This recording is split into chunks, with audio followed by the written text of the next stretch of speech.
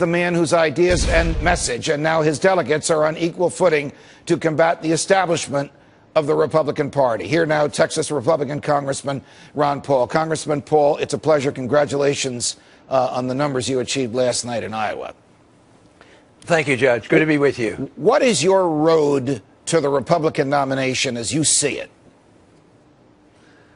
I think you've hinted as to what it is. I mean, it's getting the delegates, and you have to, win the primaries or win these caucuses.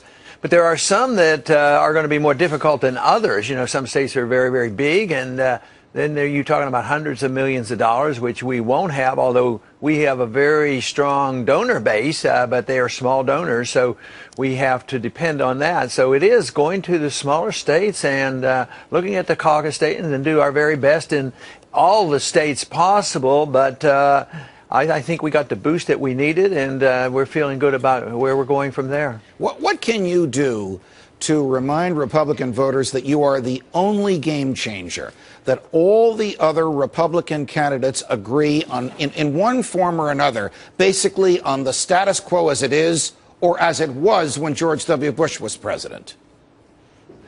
Well, you know what would be encouraging if, our large rallies, we had large rallies out in Iowa, sometimes over 1,000, sometimes 1,400 people.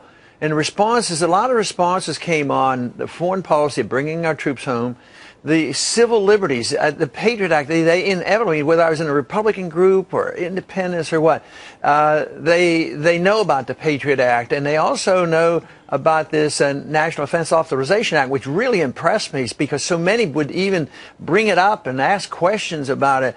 And the responses there are fantastic. But you don't hear that on the news. They don't report that. And if they would know that, they would see that there's a bit of a difference because the rest are supportive of the status quo. They're not talking about civil liberties. They're talking about, an aggressive foreign policy of moving troops around the war and occupation and changing the internal governments of other nations. Even when they talk about fiscal conservatism, they're not really talking about it. Right. They're talking about tinkering on the edges and cutting a little bit of the increases. Of course, I have a proposal to really cut the budget. Yours is the only proposal that will cut the budget. In fact, you want to cut $1 trillion in the first year. If we cut the $1 trillion in the first year of your presidency, you could probably run the federal government without having to borrow any more money. If that were so, what would that mean for the economy? Well, I think, there's a lot of psychology in economics, and, you need to restore confidence. You have to get better policy. You restore, the psychology and the confidence. That would help.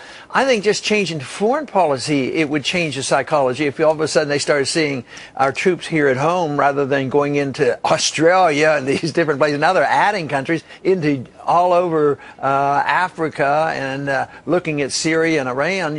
If that psychology would be changed and that we'd be spending either that money at home or letting the people spend that money, I think that would give a real boost. But we need to get the people to spend the money. We need to quit monetizing debt. We need to market operate. We need contracts back again. Right. We need, market interest rates, all the things that we used to have, but we gave up on about 100 years ago. Last week, I was off, and almost every place I went out in northwest New Jersey, a very conservative Republican area where I live, people came up to me and said, I like Ron Paul, but I'm worried about his foreign policy. If you had been standing next to me when those folks said that to me, what would you have said back to them? Well, I might have started with a question and asking, what are you worried about? And what they usually talk about is they're afraid I'm not strong on national defense. And I tell them that just spending money overseas as military spending, it may well distract from national defense. And I would use Republicans like Eisenhower warning about the military-industrial complex, and Robert Taft, how he warned about getting into NATO, and that we should be spending this money at home. But the one thing that they pay more attention to is they think that if you don't vote for the money and for the wars and everything, you're against the troops. But when you give them the statistic that I get twice as much money as the other candidates from active military duties, I said, why doesn't that count for something? And they pay a lot of attention to that. Congressman Paul, congratulations on the victory last night. We'll see you in New Hampshire. Thanks for joining us. Thank you. As for the other candidates,